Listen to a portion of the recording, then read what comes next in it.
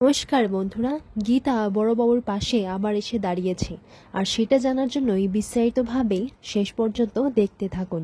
গীতা বড়বাবুকে বলে, আপনাকে সাপ বানিয়ে সাপুরে বিন বাজিয়ে নাচাচ্ছে, আর আপনিও সেই বিনের আওয়াজে নেচিয়ে যাচ্ছেন। তখন বড়বাবু বলে, মানে আপনি কি বলতে চাইছেন? আপনি কোন সাপুরের কথা বলছেন বলুন তো? আপনি কিন্তু আমাকে ইনসাল্ট করছেন। তখন গীতা বলে, না না, আমি আপনাকে ইনসাল্ট করছি না। আর সাপুরেটা হলো কিরণকান্তি ব্যানার্জি। আপনাকেই ধোড়া সাপ বানিয়ে ও নাচাচ্ছে, আর আপনাকে পাঠিয়েছে ব্যাংকে ধরতে, কিন্তু ও তো জানে না যে ধোড়া সাপ ফনা তুলে নাচতে পারে না। আর আপনাকে পাঠিয়েছে ব্যাঙ ধরার জন্য, কিন্তু সে ব্যাঙ তো এখন আমার কাছে। তখন বড়বাবু বলেন, কি বলছেন কি? এরপর গীতা বলে, রত্নামণ্ডল আমার কাস্টাডিতে আছে। বিরুদ্ধে আপনি ভুলভাল একটা চার্জশিট ফ্রেম করেছিলেন, যাকে আপনি কোর্টে পেশ করতে যাচ্ছিলেন, সেই রত্নাই। এরপর বড়বাবু বলেন, এই বিষয়ে আমি আপনার সাথে কোনো কথা বলতে চাই না। আমার উপর কাজের অনেক চাপ আছে, আমার সময় নষ্ট করবেন না দয়া করে। পর বড়বাবু ঢালিকে বলে, ঢালি, ইনি এখান থেকে চলে গেলে দরজাটা বন্ধ করে দিও। তখন গীতা বলে, প্রমীলা খাসনবিশ, ক্লাস 1-এ পড়ে, বোর্ডিং স্কুলে থাকে, আর সেখানেই ওর থাকা হয়। মরা মেয়ে আপনার, তাই না বড়বাবু? এরপর বড়বাবু এইসব শুনে অবাক হয়ে যায়। বড়বাবু বলেন, অ্যাডভোকেট গীতা এলএলভি, এইসব কিছু আপনি কি করে জানলেন? এরপর গীতা বলে, ইতিহাসটা না হয় আপনি পড়েই জানবেন, কিন্তু সেইখানে স্কুলের আশেপাশে অনেক ক্রিমিনালরা ঘুরে বেড়াচ্ছে। বাচ্চা মেয়েটার উপর কত বড় একটা বিপদ ঘুরে বেড়াচ্ছে, সে সেটা বুঝতেও পারছে না। তার জন্যই এই ডিপার্টমেন্টের বড় অফিসার পঙ্কজ খাসনবিশ ধোড়া সাপে পরিণত হয়েছে, তাই না বড়বাবু? তখন বড়বাবু বলেন, আমি আর কি করতাম, আমি একজন মেয়ের বাবা। তখন গীতা বলেন, হ্যাঁ ঠিক তাই। তো দুদিন আগে আমি এরকম একটা বড়বাবুকে চিনতাম, যেনার কাছে পৃথিবীর চাইতেও তার কর্তব্যটা হচ্ছে সব থেকে আগে। আপনার বাবাও চেয়েছিল যে আপনি পাকে পঙ্কজ হয়ে উঠবেন, আপনিও তো চেয়েছিলেন যে আপনি পাকে পঙ্কজ হয়ে উঠবেন। আর সেখানে আজকের জায়গায় দাঁড়িয়ে আপনি আপনার ডিউটি থেকে মুখ ঘুরিয়ে নিচ্ছেন। পর বড়বাবু বলেন, হ্যাঁ দিচ্ছি, কারণ আমি আমার মেয়ের জন্য এই কাজটাও ছেড়ে দিতে পারি, এই ডিউটিটাও ছেড়ে দিতে পারি। আমি ওর বাবা। কি ছাড়া ও বাঁচবে না, আর ওকে ছাড়া আমি বাঁচতে পারবো না। ওর বড়বাবু গীতাকে বলে, কেন বুঝতে পারছেন না আপনারা? আমার যে করেই হোক রত্না মণ্ডলকে আমার কাস্টাডিতে চাই। তখন গীতা বলে, তাহলে ফোন তুলুন, ফোন তুলে আপনি বলুন যে রত্না আপনার কাস্টাডিতে আছে। তখন বড়বাবু বলেন, কিন্তু উনি তো আমার কাস্টাডিতে নেই। তখন গীতা বলে, দেখুন আমি আপনাকে একটা কথা বলছি, আপনি ফোন করে বলুন যে রত্না আপনার কাস্টাডিতে আছে, আর তার বদলে আপনি আপনার মেয়ে প্রমীলা উর্ফে পঙ্খী ওনাকে ফিরে পেতে চান। পর বড়বাবু গীতার কথা মতো কিরণকান্তি ব্যানার্জিকে ফোন করে বলে, রত্না আমার কাস্টাডিতেই আছে। তখন কিরণকান্তি বাবু বিশ্বাস করছিলেন না। উনি বললেন যে আমি ওর আওয়াজ শুনতে চাই, ওর সাথে কথা বলান। এরপর গীতা ইশারায় বলে ফোনটাকে চেপে ধরে রাখতে। তখন গীতা দিয়াকে বলে, দিয়া, তুমি ওনাকে নিয়ে আসো। এরপর দেখা যায় যে একটি মহিলা সেখানে চলে আসে ঘুমটা মাথায় করে। তখন সেই মহিলাটি যখনই তার ঘোমটাটা উঠায়, তখন বড়বাবু চমকে যায়। তিনি অবাক হয়ে দেখেন এটা তো রত্নামণ্ডল। এরপর রত্নামণ্ডল কিরণকান্তি ব্যানার্জির সাথে কথা বলে। রত্নামণ্ডল কিরণকান্তি ব্যানার্জিকে বলেন, আমি আপনাদের কি ক্ষতি করেছিলাম? এরা আমাকে জোর করে এখানে নিয়ে এসেছে, আমি তো কিছু করিনি, আমি তো নিরপরাধ। এরপর পঙ্কজ খাসনবিশ সেই ফোনটা নিয়ে নেয়। তখন সেই ফোনটা নিয়ে কিরণকান্তি বাবুকে বলেন, এবার বিশ্বাস করেছেন তো? আর আমি যেটা বলছি আপনি সেটা মন দিয়ে শুনুন। আমি কালকে রত্নামণ্ডলকে কোর্টে প্রডিউস করব, আর তার বদলে আমি আমার মেয়েকে আমার কোলে ফিরে পেতে চাই। তখন কিরণকান্তি ব্যানার্জি বলেন, আপনি আমার সাথে কি চালাকি করছেন বড়বাবু? এটা হচ্ছে না।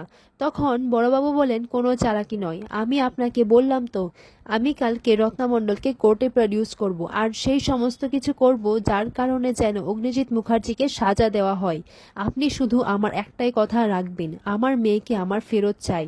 এরপর কিরণকান্তি বাবু বলেন, আপনি আমাকে ধমকি দিচ্ছেন? বড়বাবু জোর গলায় বলেন, হ্যাঁ দিচ্ছি। আপনি যদি আমার মেয়েকে না ফিরে দেন তাহলে কিন্তু খুব খারাপ হয়ে যাবে। আমার কাছে কিন্তু লাইসেন্স করা বন্দুক রয়েছে, আর সেটা সবসময় রিলোড করা থাকে। যদি আমার মেয়েকে না ফিরে পাই তাহলে কিন্তু আমি আপনাকে শুট করে দেব।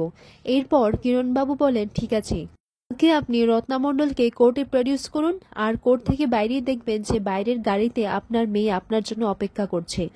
পর গীতা বড়বাবুকে আশ্বাস দেয়, আপনি চিন্তা করবেন না, আমি থাকতে ওই ফুটফুটে বাচ্চা শিশুটির কিছু হতে দেব না, আমি নিজে যাব সেখানে। এরপর বড়বাবু বলেন, আপনি পারবেন না, আপনি জানেন না ওরা কত বড় ডেঞ্জারাস, প্রত্যেকের নামে করে মার্ডার কেস চলছে। তখন গীতা বলে, হোক মার্ডার কেস, কোর্টের ভিতর আমার মুখ চলে আর কোর্টের বাইরে আমার হাত, নামটা তো মনে রাখতে হবে, অ্যাডভোকেট গীতা LLB। এরপর বড়বাবু একজন বাবার হিসেবেই গীতার কাছে হাত জোড় করে কুর্নিশ জানায়। বড়বাবু বলেন, আমি আপনাকে কুর্নিশ জানাচ্ছি। অন্যদিকে দেখা যায় সাথী গিনিকে এসে বলে, গিনি দেখো তো এই শার্টের বোতামটা ছিঁড়ে গেছে, তুমি তাড়াতাড়ি করে অন্য একটা শার্ট দাও, না হলে এই বোতামটা লাগিয়ে দাও। তখন গিনি সাত্বিককে বলে, দাঁড়াও আমি লাগিয়ে দিচ্ছি। শার্ট খোলার কথা বললে সাত্বিক বলে, না না আমি খুলতে পারবো না। তখন গিনি বলে, যেই না এক চেহারা, ভাবছেন ওনার বডি দেখে আমি দুমড়ি খাবো। আর এভাবেই তাদের মধ্যে হিংসুটি চলতে থাকে। এরপর সাত্বিক বলে, দাও আমি করে নিচ্ছি। পর গিনি বলে, তোমার দ্বারা এটা জীবনেও হবে না, আগে তুমি সূচের মধ্যে সুতোটা ভরে দেখাও। এরপর সাত্বিক অনেকটাই চেষ্টা করে কিন্তু সেটা পারল না। আর এইদিকে মেহেক আর তার বাকি বোনেরাও এইসব দেখে হাসাহাসি করতে লাগে। এরপর গিনি সাত্বিকের শার্টের বোতামটি লাগিয়ে দেয়। তখন মেহেক বলে, এবার একটা পুশের দরকার। তখন এলিন বলে, মানেটা কি? তখন মেহেক বলে, দাঁড়াই না। এলিন বলে, আমাদের কোনো ফিল্ম দেখার দরকার নেই, আমাদের তো বাড়িতেই রোমান্টিক সিন দেখতে পাওয়া যায়। এরপর মেহেক একটা বাহানা করে গিয়ে সাত্বিককে ধাক্কা মেরে দেয় আর সাত্বিক গিনের উপর পড়ে যায়। এরপর গিনি আর সাত্বিক একে অপরের দিকে তাকিয়ে থাকে। তখন গিনি সাত্বিককে বলে, এইভাবে কেন তাকিয়ে আছেন, আপনি উঠুন, নাকি প্রেমে টেমে পড়ে গেছেন নাকি? তখন সাত্বিক উঠে বলে, আমি তোমার সাথে কেন প্রেম করতে যাব, আর আমার কি খেয়ে দেয়ে কোনো কাজ নেই যে আমি প্রেমে পড়ব? এরপর মেহেককে বলে, তুই ইচ্ছে করে ধাক্কাটা দিয়েছিস তাই না? এরপর মেহেক বলে, না না ইচ্ছে করে দেইনি, আসলে না আমি বুঝতে পারিনি তোরা যে প্রেম করছিস, দরজাটা লাগিয়েও তো প্রেম করতে পারতিস। এরপর সাথিক বলে, কি আর সঙ্গে, এই গিনির সঙ্গে আমি প্রেম করব, ওর সাথে কি প্রেম করা যায়? তখন গিনি বলে, আমার সাথে প্রেম করা যায় না তাই না, মুখে তো ছোটবেলা থেকেই মধু দেয়নি, আর আজকাল তো তোমার পিয়ের সাথে খুব চুটিয়ে প্রেম চলছে তাই না? তখন সাত্বিক বলে, এরকম বাজে কথা একদম বলবে না, ওটা আমার প্রফেশনাল জায়গা, আমি ওইসব করি না। তখন গিনি বলে, তুমি বাড়িতেও করো না অফিসেও করো না, তাহলে কোথায় প্রেমটা করো? এরপর সাত্বিক বলে, আমার এসবের কোনো দরকার নেই।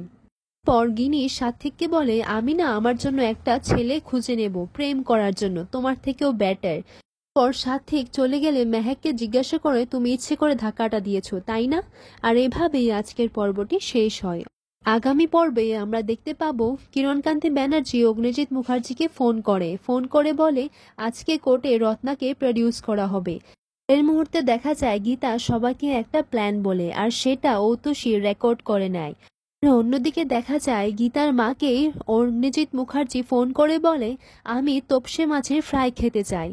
পর গীতা বলে, আপনি আমার মাকে কি বলছিলেন? তখন অগ্নিজিৎ মুখার্জি বলেন, টপ সিক্রেট। এরপর গীতাও তার মাকে জিজ্ঞাসা করলো, কি তোমাকে ফোনে কি বলেছেন মা? এরপর গীতার মাও দেখা যায় উত্তরে বলে টপ সিক্রেট।